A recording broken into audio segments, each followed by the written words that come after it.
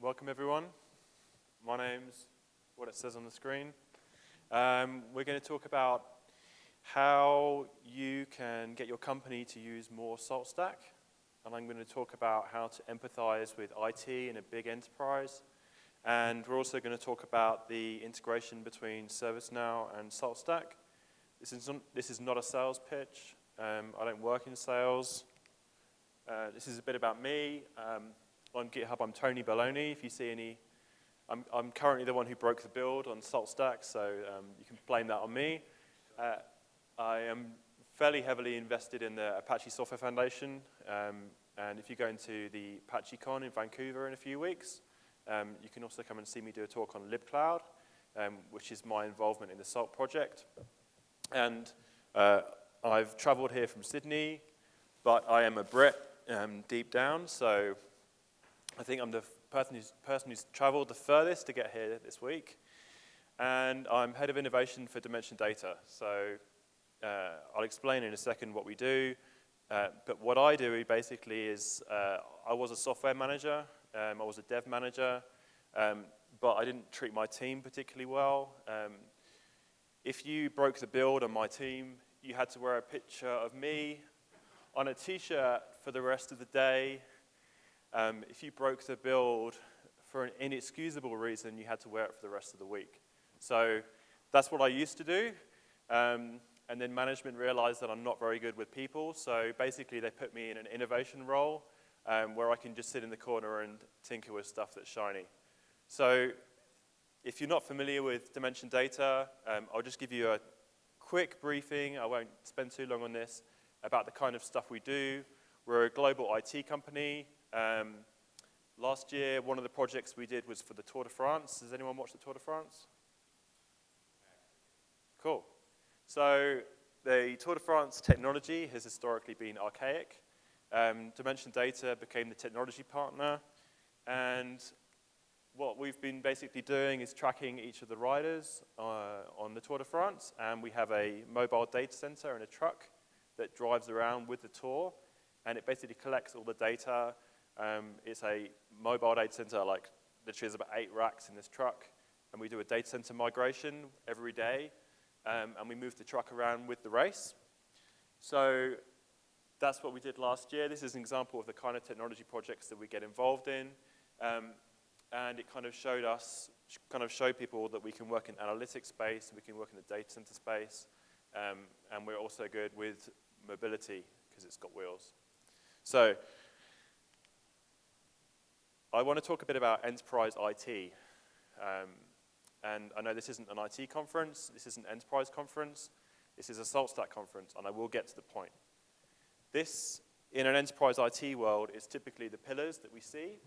So end user infrastructure would be like your directory services. Security would be, what your password rotation is in your company, how do you federate between all the different groups. Data center infrastructure would be the actual physical data centers. And in terms of an IT view of the world, for the company, you've got all these individual pillars.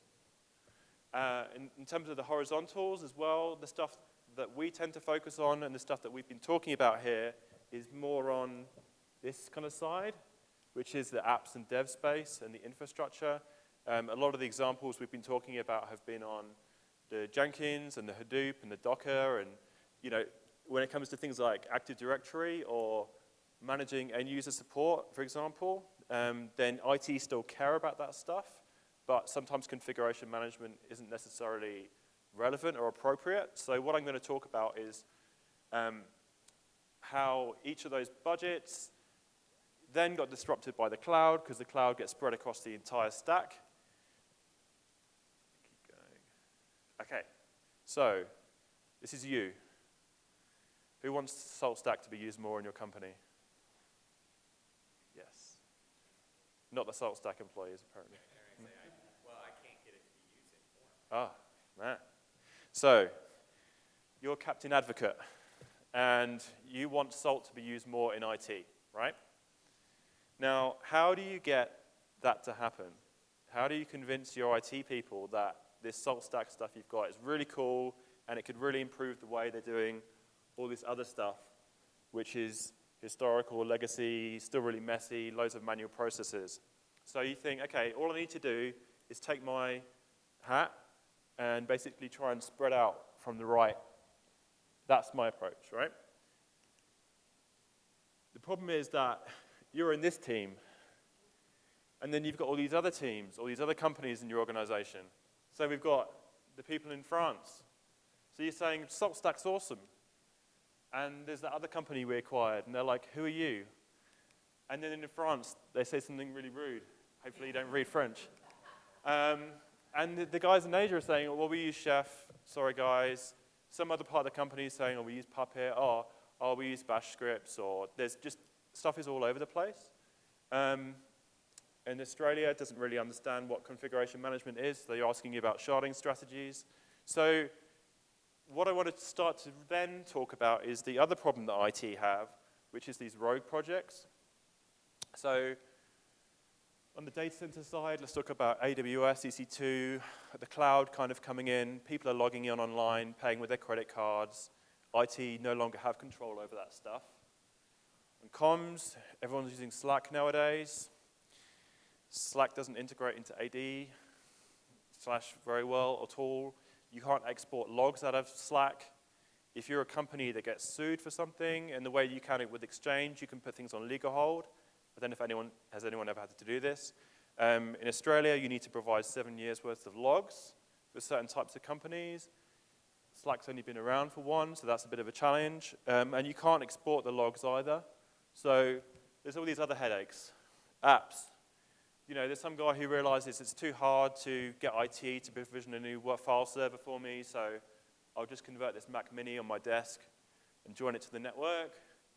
GitHub, AD integration, scaling that for a big IT is pretty challenging / impossible. Travis, trying to do any kind of monitoring and reporting in Travis is really challenging. So these are the kind of issues that I see trying to bring these tools into my company. So, and I see our clients having the same issues where we talk to them about how cool Slack is, and they're like, great, but, you know, our company last year, we onboarded 5,000 employees. You have to do that manually in Slack. We maybe 800 people left last year.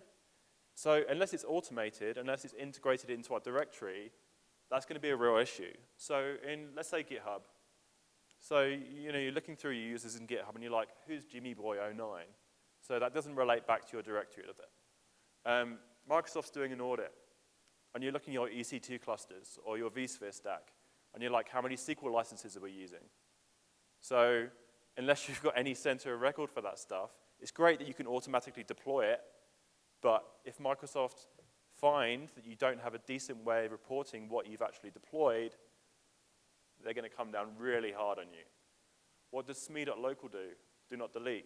Who does that belong to? There's no notes on this. It's been running for 3 years, but it's idle. Dave left 4 years ago. Why does he still have access to GitHub? This is a really common one. If you don't offboard users properly in an enterprise, this is a massive issue. We were initially using Yammer. I don't know if anyone else uses Yammer in their company. Used.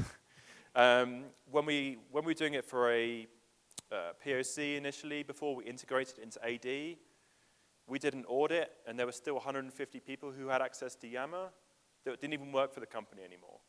And actually, a few of them were still logging in to try and pinch secrets out of the channels and then sharing that back to the competition.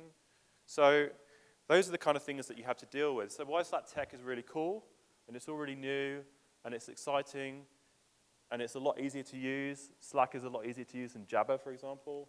My big suggestion is before you jump into the tools, try and put yourself in their shoes. So if you can try walk them on in their shoes, then by the time they realize you were right, they'll be a mile away and wearing their shoes. So, just lost my train of thought. So this is typically how IT gets managed in a big enterprise. I'm going to talk about ServiceNow because the majority of our clients use it. We use it internally. It is the depending on who you believe in the magic quadrants and the analysis and stuff, BMC Remedy is a big tool, ServiceNow is a big tool, Oracle have a big play in that space as well. ServiceNow, I think, is really important because it was the first one to really be offered as a cloud service. If you're not familiar, who isn't familiar with ServiceNow? One? Familiar? Who is unfamiliar? Okay, 1, 2. Okay, so ServiceNow is a IT service management tool. In ServiceNow, you define these things called CIs. So let's see, hardware assets, license assets. You basically, it's like a big database where you can create a new type. So you can say mobile phones, and then you can set each one as a field and an attribute. So you can say, what's the phone number, what's the brand, when was it purchased, who do we purchase it from, when does the manufacturing warranty expire, and in a big company, that's how you track the stuff that I was talking about before. So, you know, if you've got hardware that's falling out of warranty, how do we know when that expires? How do we know who we bought it from? This stuff all gets tracked here, right? So, on our cloud platform, Dimension Data has its own public cloud as well. We get lots of requests for things like, oh, can you add an extra field on the server to say which cost code it goes to? And can you add an approval process so that only IT can approve certain workflows and only certain licenses? And the challenge we've had is that if we kept extending our cloud UI and our cloud processes to meet every single customer's specific business process issues, our product's going to do 1,000 things that are only relevant for one person, and it's not really going to scale. ServiceNow already integrates into EC2. I believe they also have integration with VMware, but the problem with the integration is that it's very literal. So when you try and provision an Amazon EC2 resource, you literally, it's like using the Amazon UI. You go into ServiceNow and you pick which size you want, which type you want, which geo it's going to go into, and it's basically the same as just calling the API but doing it from ServiceNow.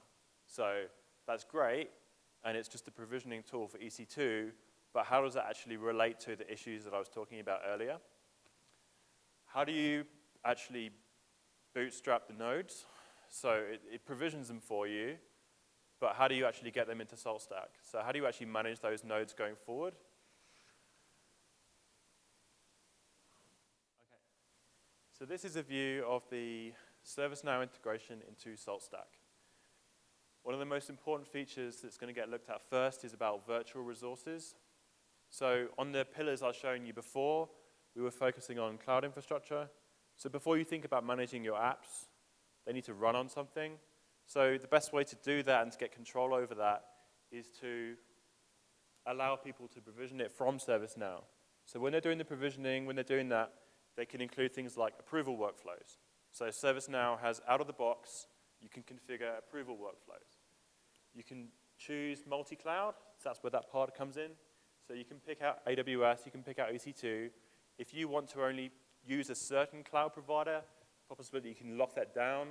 In terms of the OS and the apps you want to deploy, this is where your SLS comes into things. So when you're thinking about the states you want to deploy, instead of people typing in all the commands here or just provisioning a VM in EC2 and picking the AMI, then you can actually start to kick that into ServiceNow. So the approval stuff that I spoke about before, that's where that kicks in.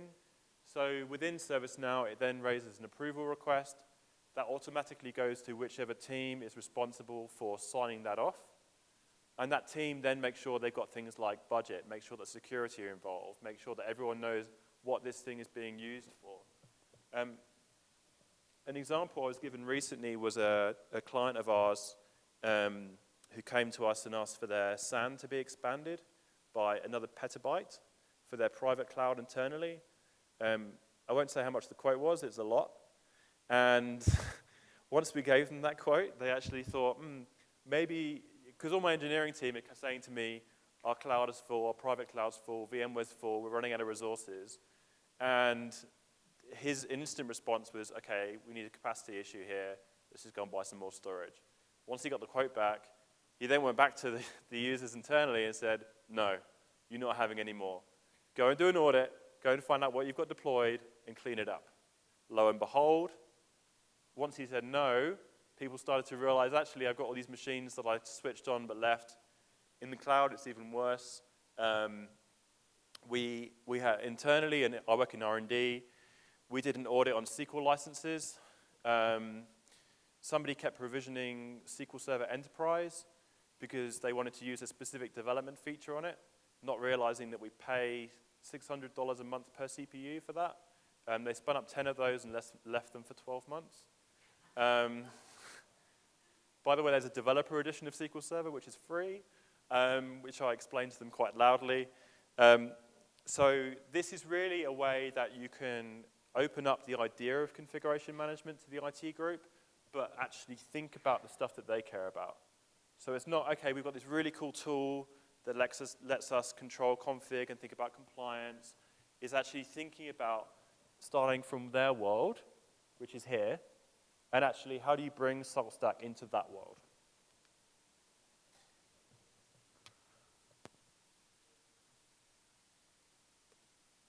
Okay. So what I just showed you was a demo of provisioning cloud instances in GCE, I think it was, from within ServiceNow and having an approval process around that. So we started up over here. We integrate into SaltStack, which goes through Salt Cloud, and then you can then pick any one of those providers. So you can get control here over the images, the states which get applied.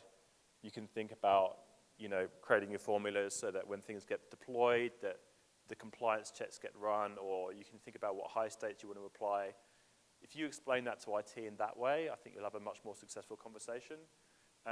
The other thing you can do, once someone closes the PR, is use a ServiceNow execution module to then write back to ServiceNow. So within here, once it's been deployed, ServiceNow then keeps a record of that. Let's say that you want to have an additional field that picks a series of states or a series of applications that get deployed. You could set that up in ServiceNow as an extra field.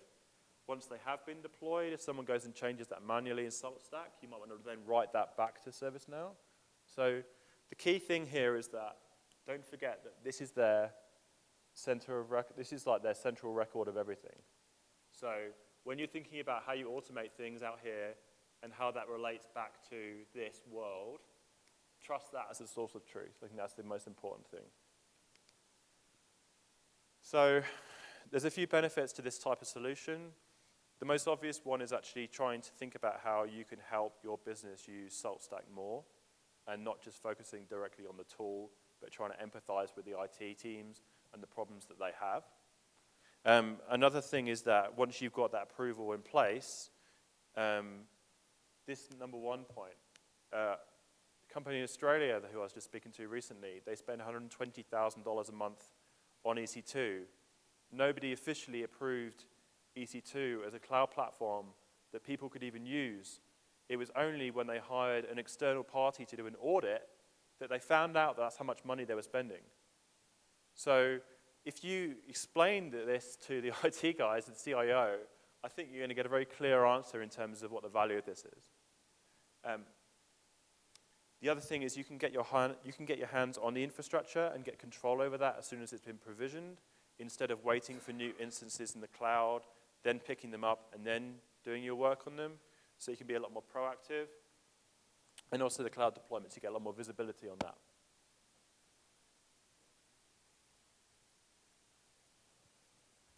Lastly, this was mentioned this morning in the talk. One of the best things about SaltStack is the community. I think there's still a lot we could do with this. I think the more that we try and fight this fight within the IT organizations, the more we start to talk about this, the more they start to understand it, then it's going to unlock some more use cases. So these are just a few that I was thinking about. Network devices. Our company, most of our clients keep a record of all their routers and switches and stuff that get provisioned, and they keep them in ServiceNow. So let's say in ServiceNow, they can go and pick out, or they can see what patch level their routers are, which versions of Cisco's iOS are running on every router.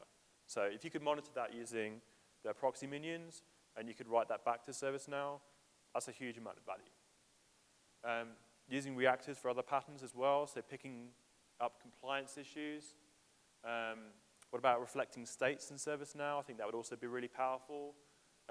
Compliance reporting, so if you pick something that's not in compliance, ServiceNow, it's really easy to raise an incident via the API. So let's say every time you detect something that's gone out of compliance, you automatically raise a service ticket and send it to the compliance team. So that would be another place where you could think about the power that you get with the reactor stuff, and you could apply that back into an IT space. So if you want to have a play around with ServiceNow, then they have a developer system. This is actually one of the really good reasons that ServiceNow has been so popular, is that they're pretty hot on the developer stuff. Their API is actually pretty good. They had a hackathon recently in Sydney, which I competed in, and built a Slack integration for them in 6 hours. Trying to do that in any other enterprise tools, like, it'd just be impossible. Even trying to get a login to them would just be just ridiculous. But if you go and sign up online, they'll actually spin up an instance for you. You're a system administrator. You can go in and crash around to your heart's content. You can do REST integrations. You can do polling. And also, they'll expose the inbound REST API for you as well. So you can go and hack around with that, try out some of the patterns. I raised a PR yesterday for a ServiceNow execution module. So if you want to go and query back to ServiceNow as well, you can have a play with that. But yeah, and also just give feedback back to the SaltStack guys. If you've experienced this and you've been working with it, whatever feedback you can give to them, I think would be really important. So, any questions? Docker. Yeah.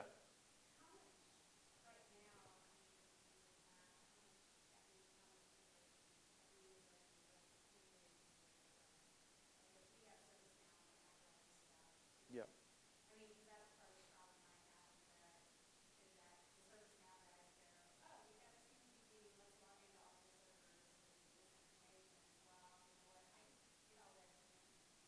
Yeah.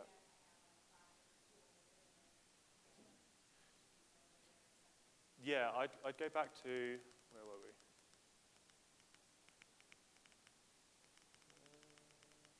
That one. I'd go back to that slide and just start to think about, okay, so I can go and have a look at what's in the pillars, maybe, but that might only be on that world, and actually just trying to zoom out a bit and see what else is in the picture. Every company is trying to face the same issue, right? They've got all these tools all around the place. Information's all siloed. It's really hard to import and export things between different systems. So ServiceNow has kind of become this place where people feel like they can reflect stuff. So I would try and treat that as the center of truth, because there might be things in ServiceNow that you don't want to burden SaltStack with. So for example, all the users in ServiceNow, and like which department they're in and which role they're in, and like that entire database, you wouldn't necessarily want to reflect all of that in SaltStack. So I would think of it more as being, in database land, you think of it more like a linked database where you're showing what is in SaltStack but trying to reflect that within their world. Does that answer the question?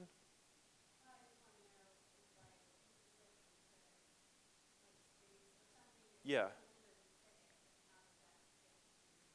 Okay, right. So in the existing integration, it basically adds a series of CIs which represent things like minions, cloud nodes. So that's where the Salt Cloud integration comes in. Masters, and I believe there's one for states as well. So basically you can, if you configure them, provision them in ServiceNow, then it talks to the master, and then it provisions those within SaltStack. Those tables are what comes with the initial integration. But what I was talking about in the end is more trying to think about, once you've done that, how do you expand that? So you can do that within ServiceNow. You can make a new table which reflects something a bit more abstract, but then it provisions an entity in something like the minion table, for example. So whenever someone provisions a new switch, you can pick that up as a business rule in ServiceNow, and then you can say, okay, whenever there's a new switch record that's being created, go and add a proxy minion in the minion table. So that's kind of how you'd start to build up more of a abstract view of what it looks like. Any other questions? Yeah. So the SaltStack integration, how does that communicate? Is this using like a Salt API with the catalog on the master? Yeah. So it's how do I have Salt configured? Show a couple examples there. So what of those would be, say, VMware. Yeah. And then I could public or private cloud. Yeah. So it's the list I think was pre-configured, but it does go. The way that it works at the moment is it detects the changes in ServiceNow using what's it called, a reactor? I'm still getting confused with the terminology. It's a runner. A runner. Okay. So it detects the changes and then picks it up and passes it onto Salt Cloud. It does that by looking at the field which you selected for the cloud. So that's an enum which you can reconfigure in ServiceNow. So if you wanted to add other clouds to that list, like VMware, you could do that. The master would still have to have the configuration about, okay, which VMware are you talking about, and what's the IP and the credentials. But yeah, another client we were working on with a use case very similar to this was talking about private and public workloads and how they could use this to actually get the teams to think about what app are you deploying, what's the compliance and risk around the application, is it appropriate to put it in a public cloud or a private cloud, and actually using that as the drop down to do so, instead of the default which I've seen, which is the person deploying it basically puts it wherever they've got credentials. So they're like, or wherever it's easiest for them, and then someone else in another team can worry about that later. So, does that answer your question? Cool. Any other? Tom? So without this integration, how are you seeing IT departments managing cloud installation versus physical assets? Right? So how are they doing this otherwise, or they're not? Well, physical assets, typically it was IT that actually did the purchasing request. Right. So they would use their asset register and then put it in ServiceNow from the back of the asset register. The issue is that the control for the provisioning is now being delegated or distributed to other people. Even within companies, they don't know how many EC2 accounts they have and who has them and who has access to them. So that became a real challenge.